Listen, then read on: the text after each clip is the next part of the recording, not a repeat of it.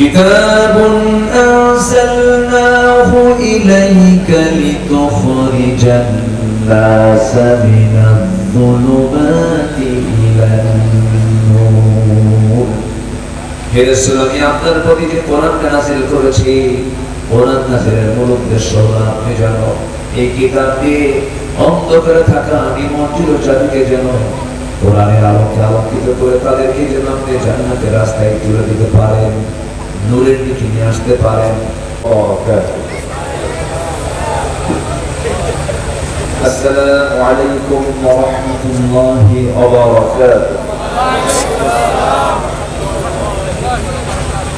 إن الحمد لله الأكرم الذي خلق الإنسان وكرمه وعلمه من البيان ما لم يعلم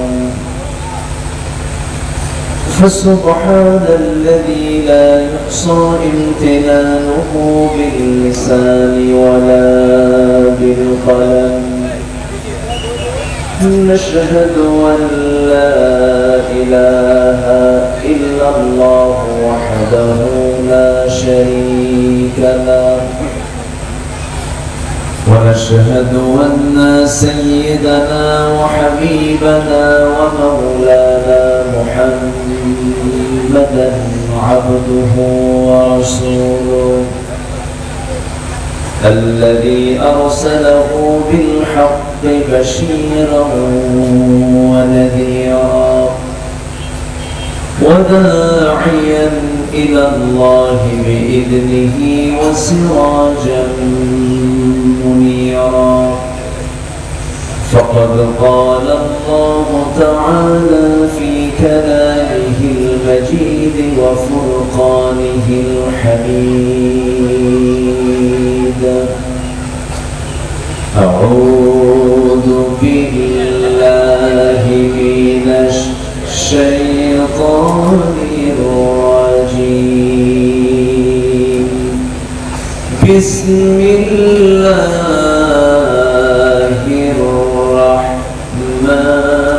الرحمن الرحيم إن الله وملائكته يصلون على النبي يا أيها الذين آمنوا صلوا عليه وسلموا تسليما اللهم صل على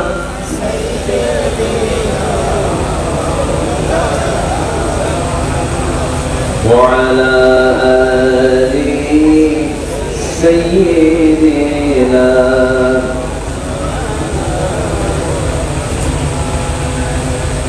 محبت دي आवाज দিয়ে বলেন اللهم صل على سيدنا مولانا محمد وعلى آله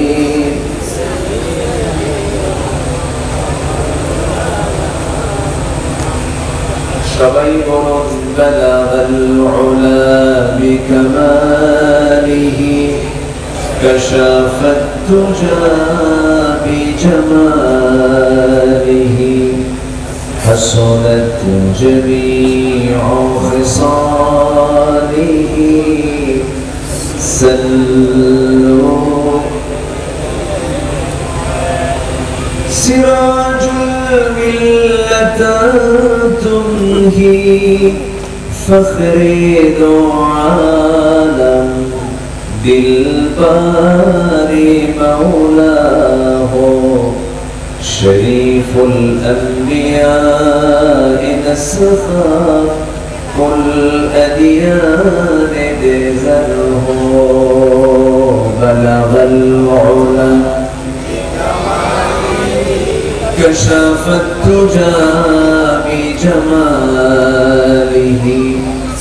حسنت جميع خصاله سلوا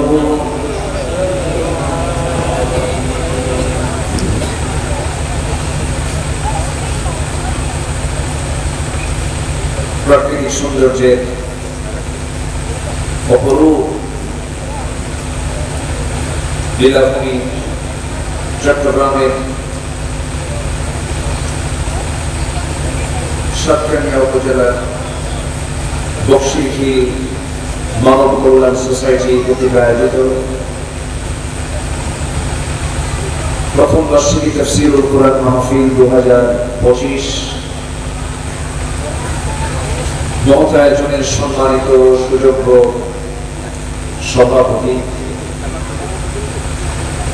জনাব করিমুল্লাহ, সঞ্চালনায় মোহাম্মদ সেলিম রেজা, আজকের এই মহৎ আয়োজনের সম্মানিত প্রধান অতিথি বীর চট্টলার সিংহ পুরুষ দক্ষিণ এশিয়ার বৃহত্তম ইসলামী সংগঠন বাংলাদেশ জামাত ইসলামী চট্টগ্রাম মহানগরীর সম্মানিত আমির, সাতকানিয়া লোহাগাড়া নির্বাচনী আসনের এক্স পার্লামেন্টারিয়ান জননেতা জনাব আলহাজ শাহজাহান চৌধুরী, আজকের এই প্রোগ্রামের অন্যতম রওনা বরেণ্য অতিথি উস্তাদুল আসাতিজা, উপমহাদেশের অন্যতম ইসলামী চিন্তাবিদ, বিশ্ববরেণ্য আলেম দ্বীন মাওলানা মুফতি কাজী ইব্রাহিম হাফিজাহুল্লাহ, উপস্থিত হাজারান উলামায়ে কেরাম, ফদলায়ে ইসলাম, সুশীল সমাজ, জাতির শ্রেষ্ঠ সন্তান শিক্ষক মন্ডলী, জাতির বিবেক সাংবাদিক বৃন্দ, সামনে উপস্থিত দূরে কাছে বিভিন্ন স্থান থেকে ছুটে আসা কালেমার ঝান্ডাবাহী, তাওহীদের পতাকাবাহী, দ্বীন ইসলামের নরসারদুল বীর মুজাহিদ, প্রাণ প্রিয় সম্মানিত দ্বীনী ভাইরা, আড়ালে বসে আছেন শ্রদ্ধেয়া সম্মানিতা মা বোনেরা। আলোচনার সূচনায় আনুষ্ঠানিকতার মধ্য দিয়ে আমার পক্ষ থেকে আবারও দিল খোলা সালাম, আসসালামু আলাইকুম ওয়া রাহমাতুল্লাহি ওয়া বারাকাতুহু। ওয়ালাইকুম আসসালাম ওয়া রাহমাতুল্লাহি ওয়া বারাকাতুহু। বেকুব কেন আছেন? আলহামদুলিল্লাহ। সবাই কেমন আছেন বলেন? আলহামদুলিল্লাহ। যে আল্লাহ তাআলা আমাকে ও আপনার সাথে রেখেছেন, ভালো রেখেছেন, বলি আলহামদুলিল্লাহ। বারের শ্রেষ্ঠ বার জুমার দিন আজকে আমরা পার করব। শান্তকালীন বাদেশা মাহফিলের এই গুরুত্বপূর্ণ একটি মজলিসে আমরা বসতে পেরেছি। যে মহান আল্লাহ সুবহানাহু ওয়া তাআলা আমাকে আপনাকে এমন সুন্দর আয়োজনে আসার বসার তৌফিক দিলেন, সেই মহান জাল্লা শানুর দরবারে আমরা সবাই লাখো কোটি সুজুদ শুকরিয়া আদায় করছি, মুহাব্বাতান বলে উঠছি আলহামদুলিল্লাহ। আবারও বলছি আলহামদুলিল্লাহ। চিৎকার মেরে বলছি আল্লাহুম্মা ইন্নী আসআলুকা আল হুদা ওয়াত তুকা ওয়াল আফাফা ওয়াল গিনা। সবাই বলি আল্লাহুম্মা আইন্নি আলা যিকরিকা ওয়া শুকরিকা ওয়া হুসনি ইবাদাতিকা। আমরা আল্লাহ তাআলা শুকর আদায় করে দিলাম। আমি খুব অল্প সময়, সংক্ষিপ্ত সময় কিছু কথা বলবো। ওয়া মা তাওফীকি ইল্লা বিল্লাহ আলাইহি তাওয়াক্কালতু ওয়া ইলাইহি উনীব। সম্মানিত হাজিরিন, আজকের এই মাহফিলের যে সৌন্দর্য, এই মাহফিল যে কিতাবকে কেন্দ্র করে, যে কিতাব আল্লাহ তাআলা আসমান থেকে নাযিল করেছেন,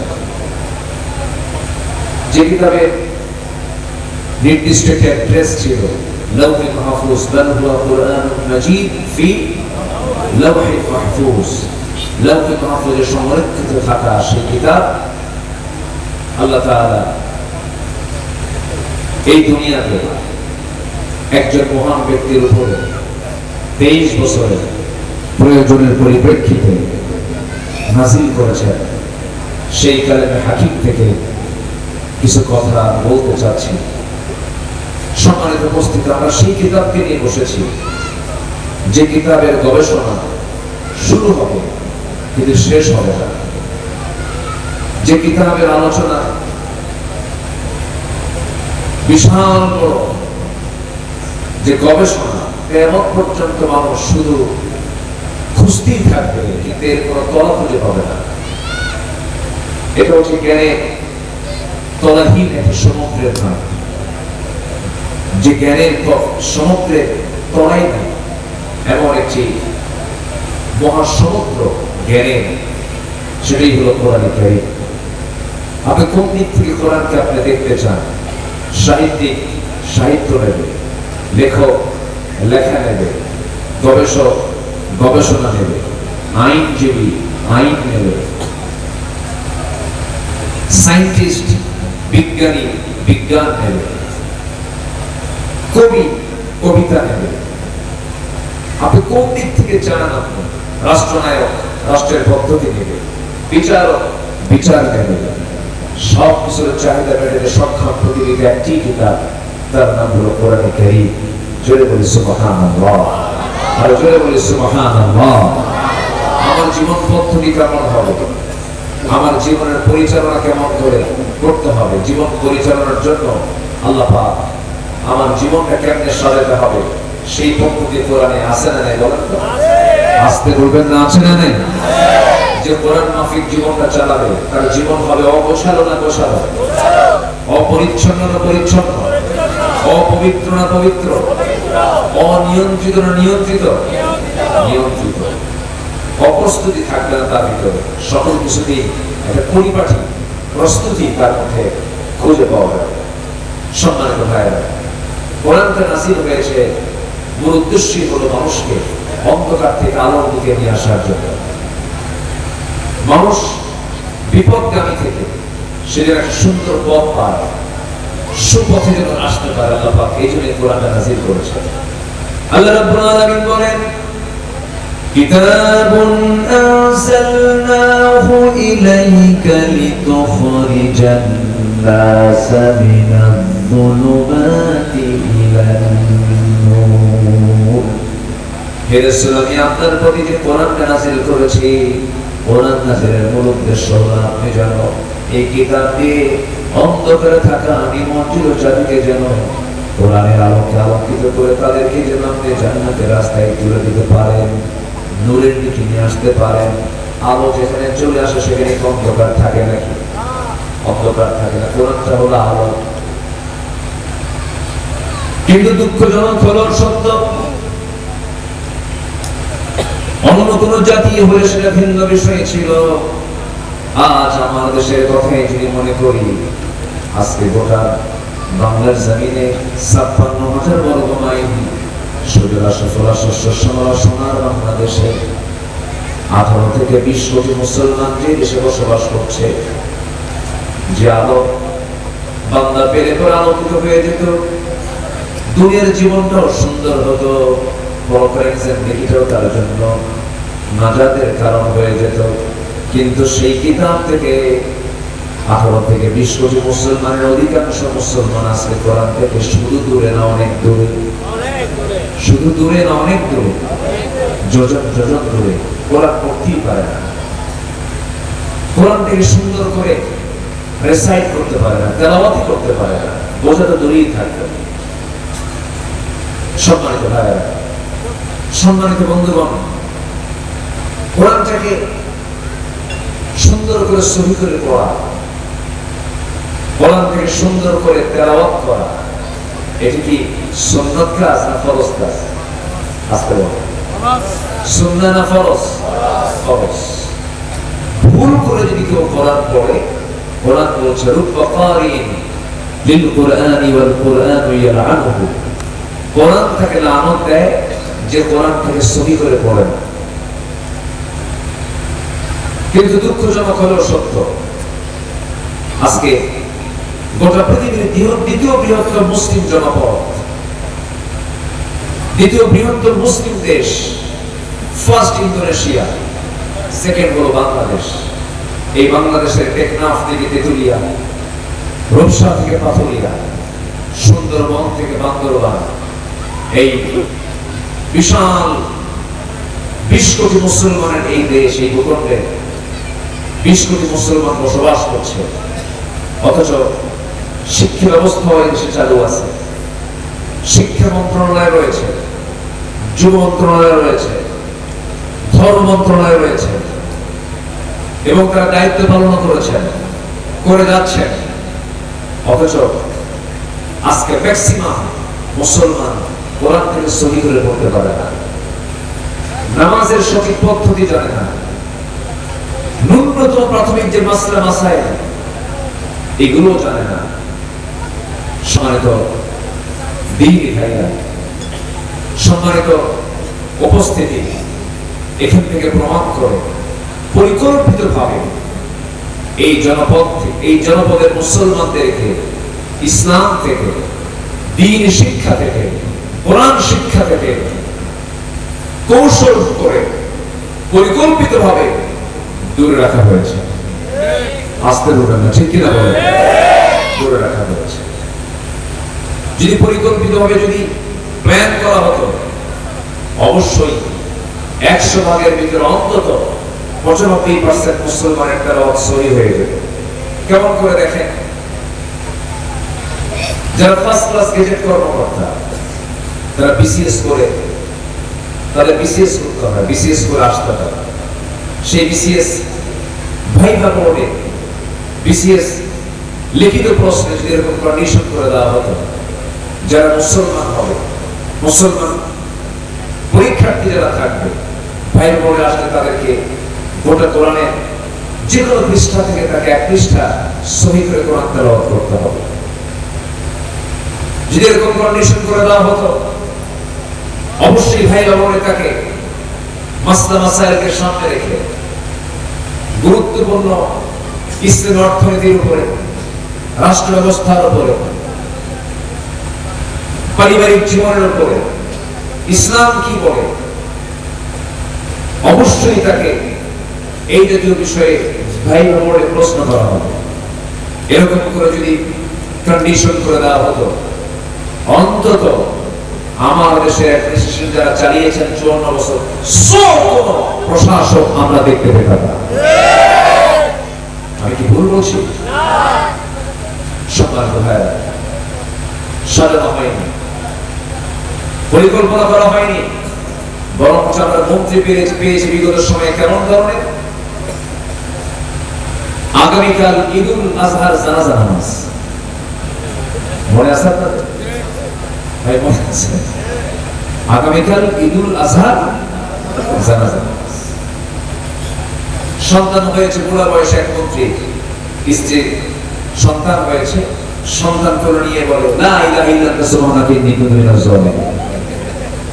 এর কোন দোয়া করল বলেন? আনন্দের দোয়া না বিপদের দোয়া? সম্মানিত ভাইরা, আবার আরেকজন ফতোয়া দিল লাকুম দীনুকুম ওয়ালিয়া দীন, বুখারী শরীফের 40 পারা। এরাই দেশ চালিয়েছে। কিন্তু মুসলিম নেতৃত্বের জন্য, ইসলামী নেতৃত্বের জন্য, মুসলিম জনপদের নেতৃত্বের জন্য, ইসলাম সম্পর্কে যারা জাহেল, এই জাহেলদের নেতৃত্বের মুখে আমাদের জুতা মারতে হবে মুসলমান।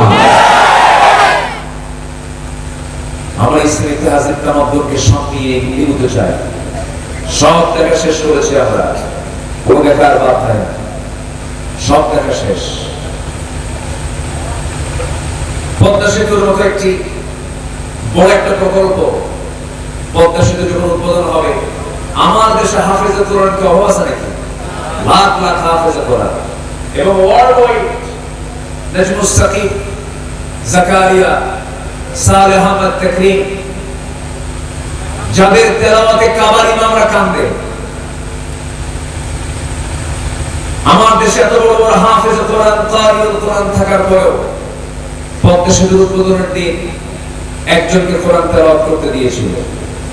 আজকে বাড়িতে গিয়ে একটু সার্চ দিয়ে দেখবেন পদ্মা সেতুর তেলাওয়াত, সূরা রহমান তেলাওয়াত করেছিল। আমার তো মনে হয় ওই তেলাওয়াতে শয়তানও রাগ করছে।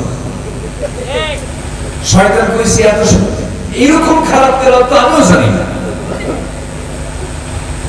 সম্মানিত ভাইরা, এরকম করে আমরা এই দেশকে ৭১ থেকে ২০২৫ সাল পর্যন্ত দেখেছি।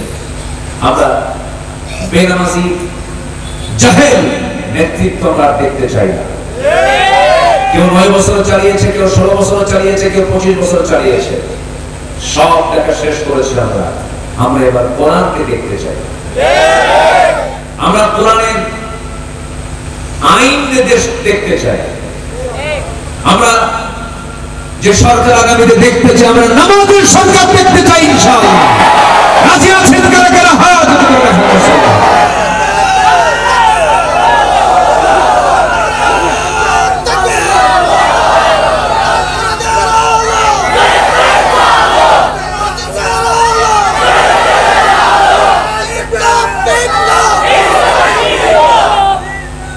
আল্লাহ কবুল করার জন্য বলি আমিন।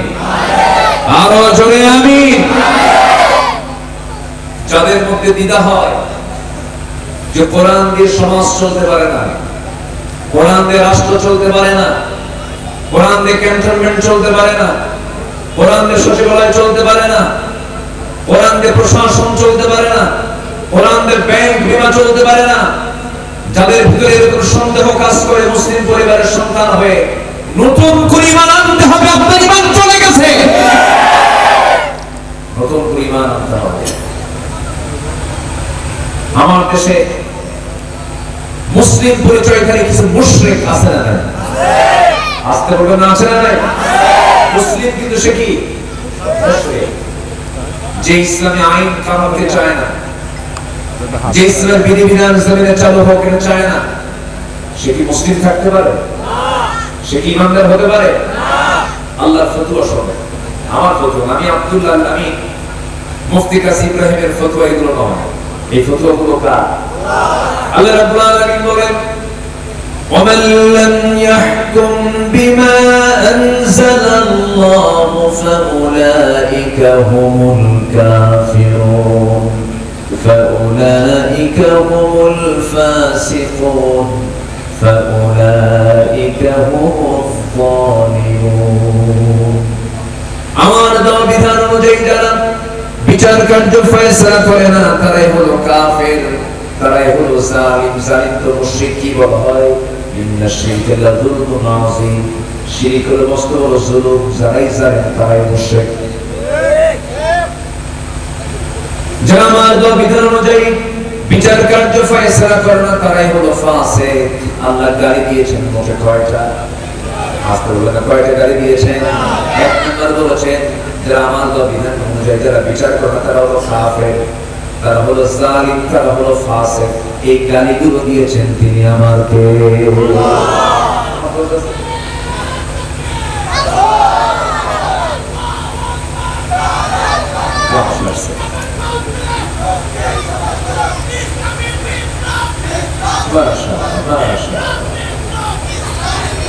জি চলে আসে। এই স্লোগানকে স্তব্ধ করার জন্য চেষ্টা করেছিল দীর্ঘ 16 বছর। স্তব্ধ করতে পেরেছে? পেরেছে? এটা এমন একটি স্লোগান যে স্লোগান বদরের স্লোগান, যে স্লোগান উহুদের স্লোগান, যে স্লোগান হুনাইনের স্লোগান, যে স্লোগান মুসলমান মুজাহিদদের জিহাদের মাঠের স্লোগান। সেই স্লোগান করা বন্ধ করতে চেয়েছিল। আগুনে ফু দিলে নিভে যায়, আবার আগুনে ফু দিলে দ্বিগুণ দ্বিগুণ জ্বলে ওঠে। সম্মানিত হাজিরিন, সম্মানিত ভাইরা, তাহলে এই কোরআনের মাহফিলে আমরা এসে এতটুকু সিদ্ধান্ত নিতে পারি, কোরআন দিয়ে শুধু ব্যক্তি জীবন নয়, কোরআন দিয়ে ব্যক্তি, সমাজ, রাষ্ট্র সব জায়গায় কোরআনকে বাস্তবায়ন করতে হবে। সবাই রাজি আছেন তো ইনশাআল্লাহ? কোরআন এত বড় কিতাব, শুধু নামাজের জন্য নাযিল হয়নি। এত বড় কিতাব শুধু রোজার হুকুম পালন করার জন্য নাযিল হয়নি। কোরআন হচ্ছে এমন একটি কিতাবের নাম যা সকল সমস্যার সমাধান নিশ্চিত করতে সক্ষম একটি কিতাব। জোরে বলুন সুবহানাল্লাহ। এর মধ্যে কি নাই? সব কিছু আছে। আল্লাহ পাক এটাকে সাজিয়ে দিয়েছেন। কোরআন কিন্তু অগোছালো কোনো কিতাব নয়। কোরআন এলোমেলো কোনো কিতাব নয়। কোরআন যে তথ্যগুলো দিয়েছে তাও সাজানো তথ্য দিয়েছে। সম্মানিত ভাইরা, কোরআনের আশ্চর্য ধারাবাহিকতায় আল্লাহ পাক বাক্য গঠন করেছেন। আজকের যুগে বিজ্ঞানীরা প্রমাণ করে দেখেছেন যে চোখ এবং কানের মাঝে আগে আল্লাহ তাআলা কানের গঠন প্রক্রিয়া শুরু হয়, তারপর চোখ। আল্লাহ তাআলা যে মানুষকে সৃষ্টি করেছেন, বিজ্ঞানীরা প্রমাণ করেছে আগে হলো চোখ, এরপর কানের মাঝে। আল্লাহ পাক কানের প্রক্রিয়া আগে শুরু করেছেন, এরপর চোখ বানিয়েছেন। এই চমৎকার এই তথ্যটা আল্লাহ রাব্বুল আলামিন কোরআনে কারীমে সাজিয়ে রেখেছেন আজ থেকে ১৫০০ বছর আগে।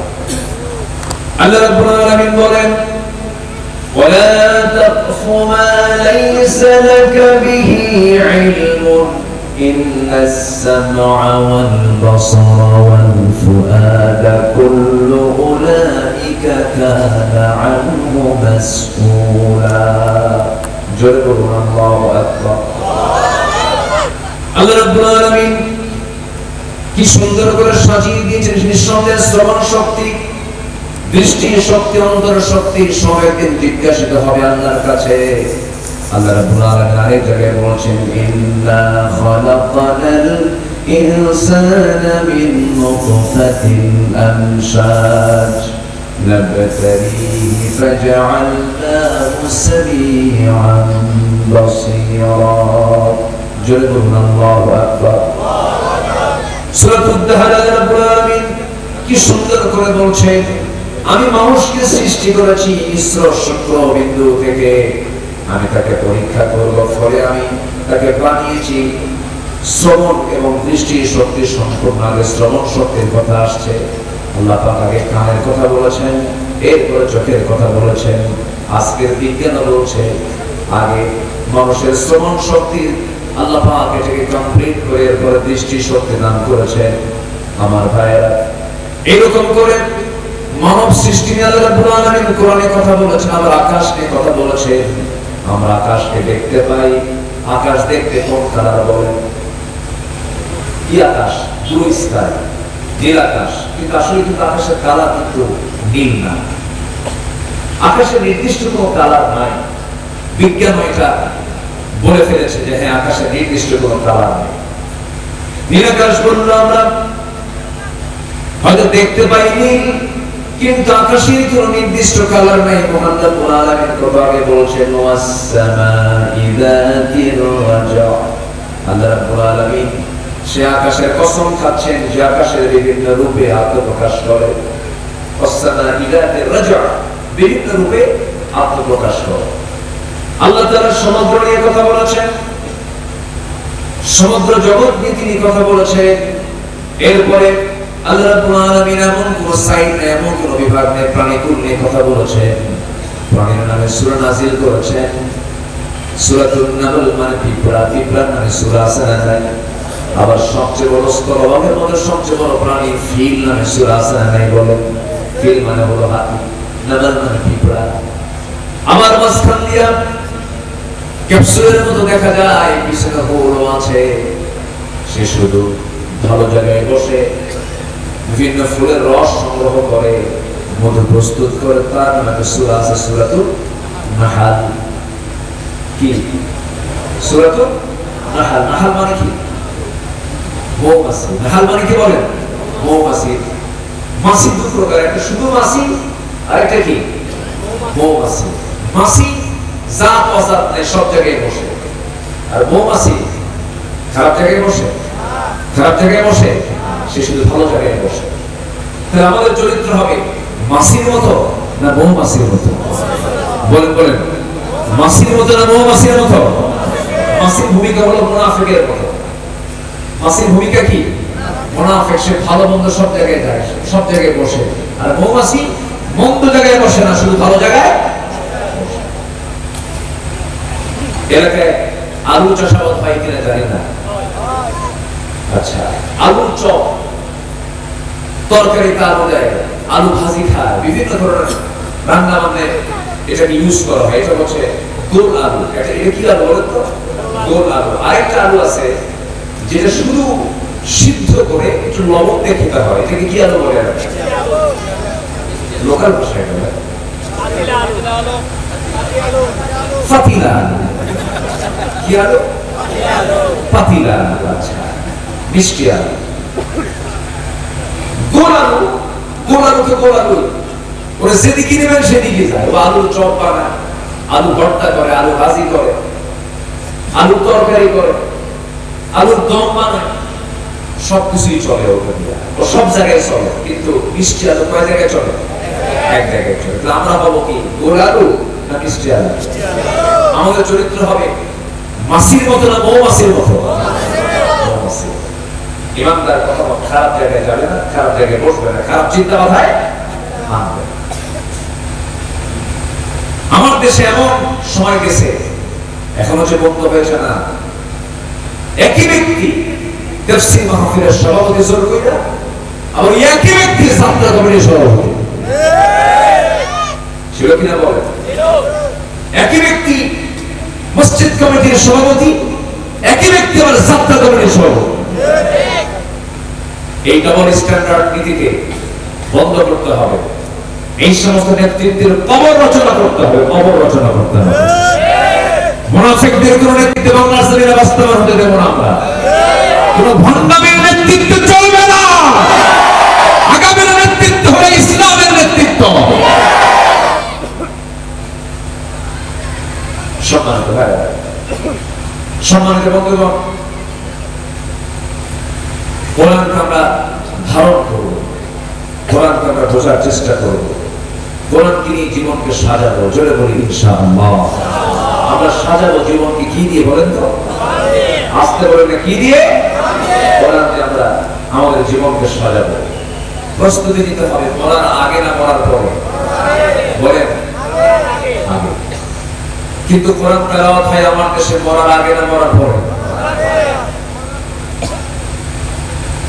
জিন্দা অবস্থায় লিইউনজিরা মান কানা হাইয়া, যে কোরআন আল্লাহ পাক জিন্দা লোকের জন্য নাযিল করলেন, সেই কোরআন তেলাওয়াত হয় হলো মরার পরে। মরে গেছে এক সাপ হেফজ মাদ্রাসা থেকে কিছু হুজুর ভাড়া করে আনে। কি করে? তারপরে বলে সারা জীবন তো কোরআন পড়ি নাই, এমন কোরআন তেলাওয়াত করবা যেন তেলাওয়াত শুনি জান্নাত পার হয়ে জাহান্নামে যাবে। বড় মানুষ কিছু শোনে? আস্তে বড় মানুষ কিছু শুনতে পায়? কোরআন তো জিন্দা লোকের জন্য নাযিল হয়েছে। কোরআনটাকে সুন্দর করে জানতে হবে, বুঝতে হবে। কোরআনটাকে কিরাআত, তিলাওয়াত, দিরাসাত, তাদাব্বুর সকল হক আদায় করতে হবে। কোরআনের সঙ্গে যার সম্পর্ক বেশি থাকবে, আল্লাহর সঙ্গে তার সম্পর্ক গভীর হয়ে যাবে। এই কিতাব এমন একটা কিতাবের নাম, কিয়ামতের দিন কোরআন আমাকে আপনাকে সুপারিশ করে জান্নাতে নিয়ে যাবে। জোরে বলুন সুবহানাল্লাহ।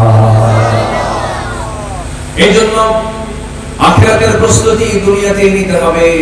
দুনিয়াকে সাজাবো আমরা কোরআন দিয়া, দুনিয়াকে সাজাবো আমরা ইসলাম দিয়ে, দিন দ্বারা দুনিয়াকে সাজাবো, নিজের জীবনকে সাজাবো।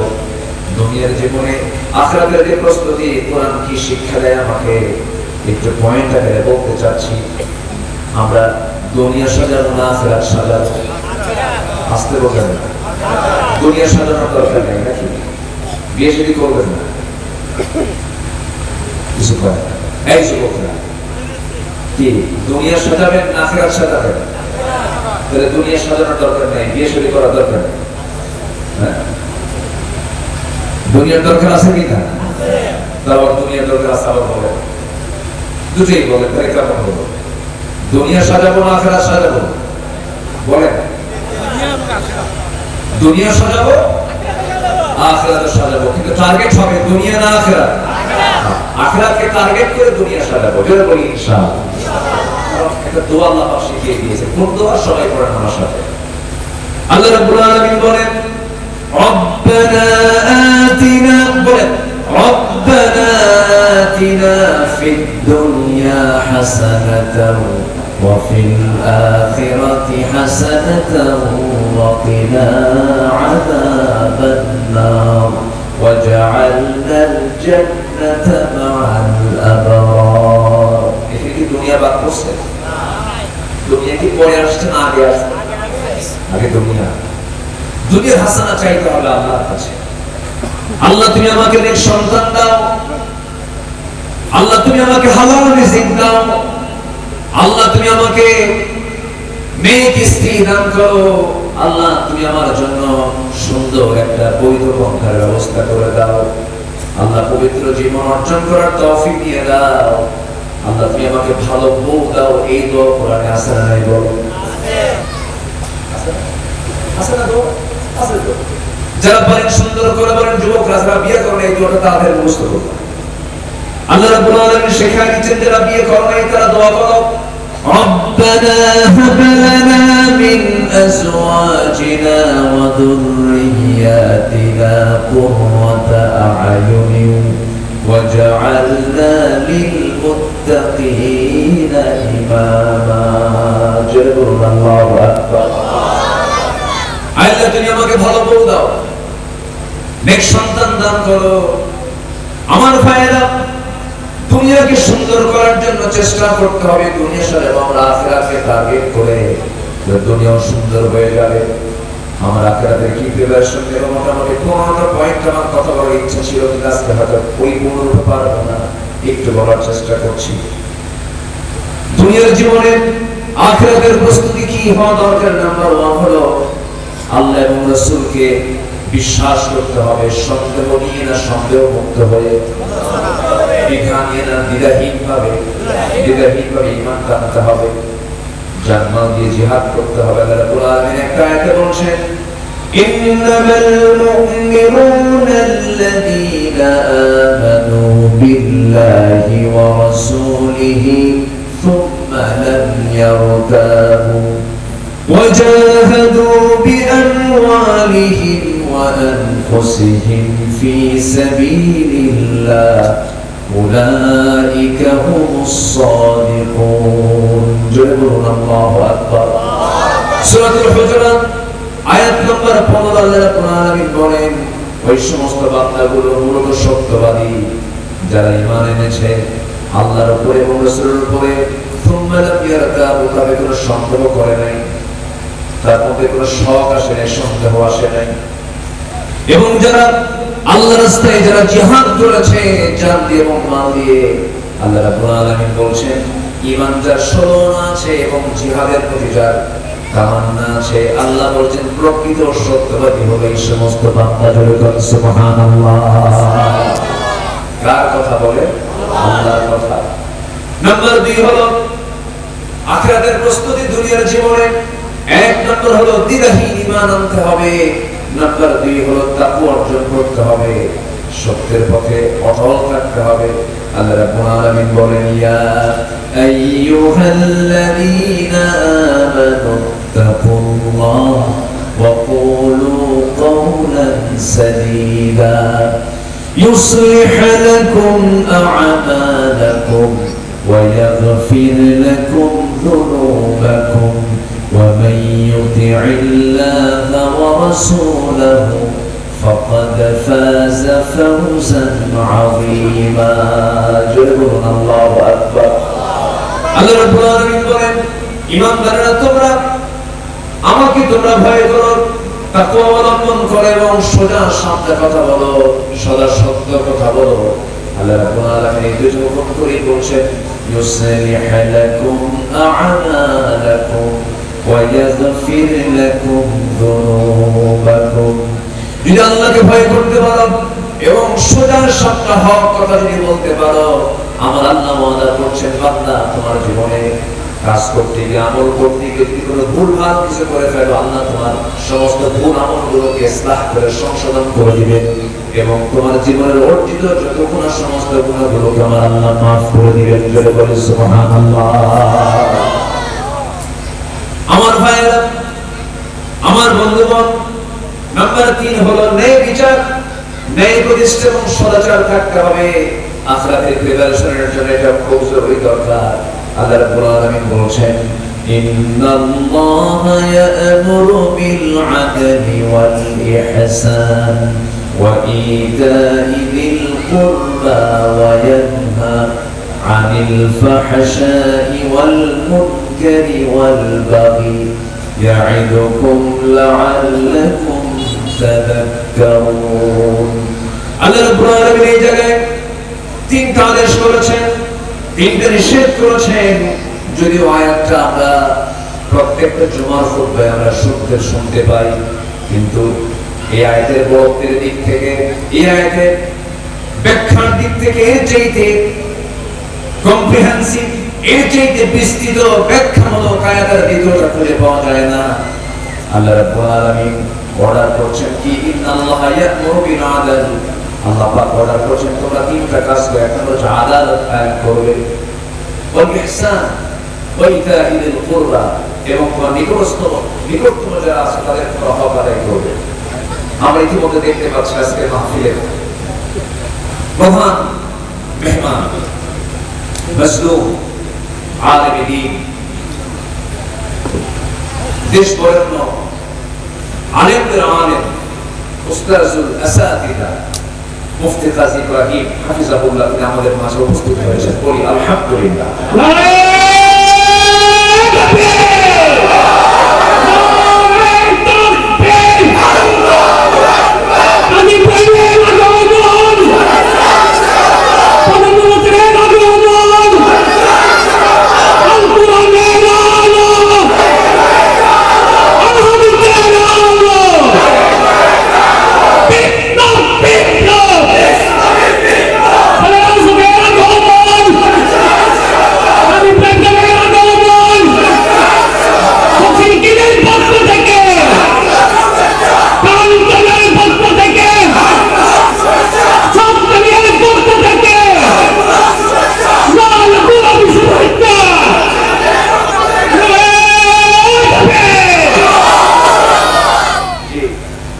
আমরা আমাদের কাঙ্ক্ষিত মেহমানকে পেয়েছি। বলি আলহামদুলিল্লাহ।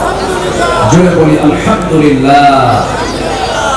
আখিরাতের প্রস্তুতির জন্য আমি 3টি পয়েন্ট বলেছি। নাম্বার 1 হচ্ছে আমরা দ্বিধাহীন চিত্তে ঈমান আনবো কার উপরে? বলেন কার উপরে? নাম্বার 2 হচ্ছে তাকওয়া অর্জন করতে হবে। নাম্বার 3 হলো ন্যায় প্রতিষ্ঠা এবং সদাচার থাকতে হবে। নাম্বার 4 দ্বীনের সঠিক ইলম অর্জন থাকতে হবে, সবচেয়ে বড় জরুরি। দ্বীনের ইলম ছাড়া আপনি সামনে মোকাবেলা করতে পারবেন না। ইলমের দরকার শুধু আলেমদের না সবার? মানে ইলমের দরকার শুধু আলেমদের না সবার? কোরআন শুধু বিশেষ করে শ্রেণীর জন্য নাযিল হয়েছে না সবার জন্য নাযিল হয়েছে? হুদাল লিন-নাস ওয়া বাইয়িনাতুম মিনাল হুদা ওয়াল ফুরকান। এবং আল্লাহর কাছে চাইতে হবে ওকুর রব্বি জিদনি ইলমা। নাম্বার 5 হলো অধিক সংখ্যক নেক আমল করতে হবে। নেক আমলের পরিমাণটা বেশি থাকতে হবে। গুনাহ যে হবে না তা নয়, গুনাহ করার যোগ্যতা আল্লাহ পাক বান্দাকে দিয়েছেন, গুনাহ হবে, কিন্তু নেকের পরিমাণটা কি থাকবে? বেশি থাকবে। এটা যেন ভারী হয়ে যায়। فَأَمَّا مَنْ ثَقُلَتْ مَوَازِينُهُ فَهُوَ فِي عِيشَةٍ راضية إِنَّ الَّذِينَ آمَنُوا وَعَمِلُوا الصَّالِحَاتِ كَانَتْ لَهُمْ جَنَّاتُ النَّعِيمِ। সম্মানিত ভাইরা, নাম্বার 6 হলো দুনিয়ার জীবন আখিরাতের প্রস্তুতি কি থাকা উচিত। নাম্বার 6 হলো ধৈর্য ধারণ করতে হবে। ধৈর্য হচ্ছে এমন একটি যোগ্যতা, রাগ এটা কোনো যোগ্যতা নয়। রাগ যোগ্যতা, এটা বান্দার জীবনের যোগ্যতা এটা নয়। ধৈর্য ধারণ করতে গেলে যোগ্যতা আনতে হয়। ধৈর্য একটা বিশাল বড় যোগ্যতা। আল্লাহ পাক আমাদেরকে ধৈর্যশীল হওয়ার তৌফিক দান করুন। জোরে বলে আল্লাহুম্মা আমিন। নাম্বার 7 হচ্ছে জীবনের সকল জায়গায় তাওয়াক্কুল ভরসা রাখতে হবে কার উপরে?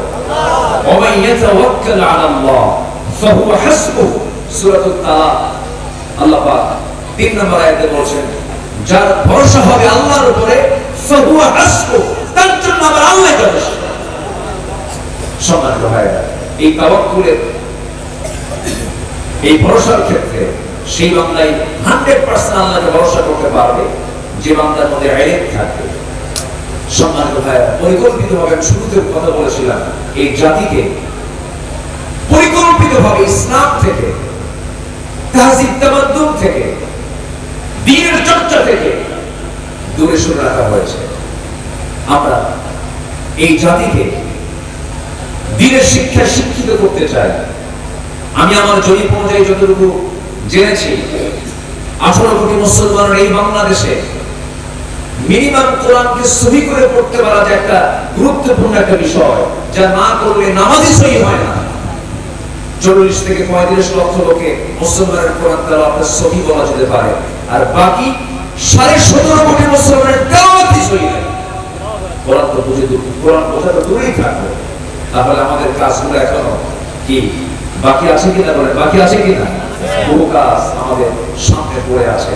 এই কাজের আঞ্জাম আমাকে আপনাকে দিতে হবে। আমরা প্রস্তুতি নেব, জোরে বলি ইনশাআল্লাহ। নাম্বার 18, দুনিয়াবি ভোগ বিলাসে নিমগ্ন না হয়ে আখিরাতের আবাসকে মূল লক্ষ্য হিসাবে স্থির করতে হবে।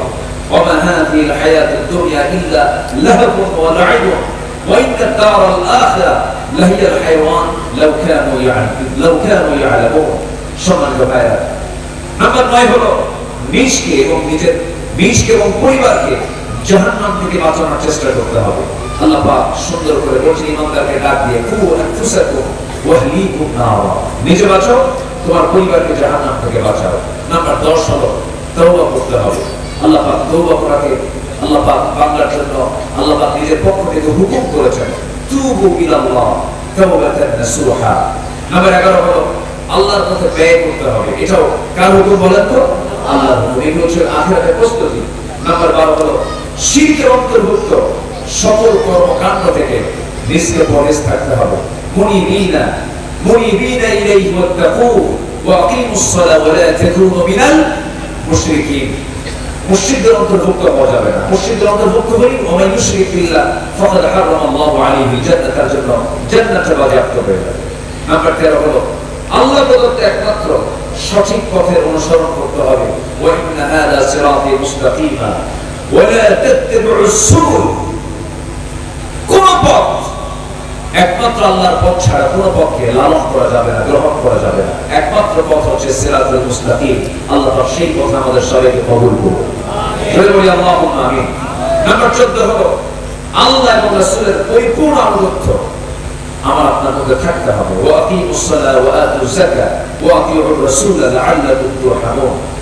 সর্বশেষ নাম্বার 15, সর্বক্ষণ মহান আল্লাহর সামনে দাঁড়ানোর ভয় হৃদয়ে লালন করতে হবে। আখিরাতের প্রস্তুতির জন্য দুনিয়াবি জীবনে ভাবতে হবে যে কোনো মুহূর্তে আমি আল্লাহর সামনে দাঁড়িয়ে যাব, আল্লাহর সামনে আমাকে মুখোমুখি হতে হবে, জবাব দিতে হবে। ওয়া আম্মা মান খাফা মাকামা রাব্বিহি ওয়া নাহা আন-নাফসা আনিল হাওয়া ফাইনাল জান্নাতা হিয়াল মাওয়া। হৃদয়ে লালন করতে হবে কার ভয়? আস্তে বলবেন না কার ভয়? আল্লাহ রাব্বুল আলামিন দুনিয়ার জীবনে এই সকল প্রস্তুতি নিয়ে আমাদেরকে প্রস্তুত থাকার তৌফিক সবাইকে দান করুন। আমি মুহতারামকে বসে রেখে আমি অনেক সময় নিয়ে ফেলেছি, কিছু কথা বলে ফেলেছি। আল্লাহ যেন আমাদের সবার জীবনে এই কথাগুলোকে আমল করার তৌফিক দান করেন। এবং আমার সামনে যিনি বসে আছেন, আমি তার সামনে প্রশংসা করতে চাচ্ছি না, শুধু এতটুকু বলবো, উনি হচ্ছেন এদেশে অগণন মানুষের হৃদয়ের স্পন্দন। আমি তাকে খুব ভালোবাসি।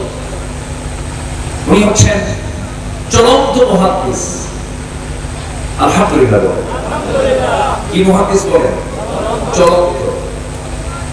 হাদিস তো কিতাব এখানে পড়ে থাকে, লাইব্রেরিতে থাকে, কিন্তু আমি আমার চোখে ধরা পড়েনি প্রত্যেকটা কথায় হাদিসের রেফারেন্স, প্রত্যেকটা শব্দ শব্দ যার মুখ থেকে হাদিস বের হয়, জীবন্ত মুহাদ্দিস। আলহামদুলিল্লাহ। তার গুরুত্বপূর্ণ আলোচনা আমরা শুনবো, শেষ অবধি আমরা থাকবো, জোরে বলি ইনশাআল্লাহ। আমি এখানে শেষ করছি। সুবহানাকাল্লাহুম্মা ওয়া বিহামদিকা আশহাদু আল লা ইলাহা ইল্লা আনতা আস্তাগফিরুকা ওয়া আতুবু ইলাইক। আসসালামু আলাইকুম ওয়া রাহমাতুল্লাহি ওয়া বারাকাতুহু।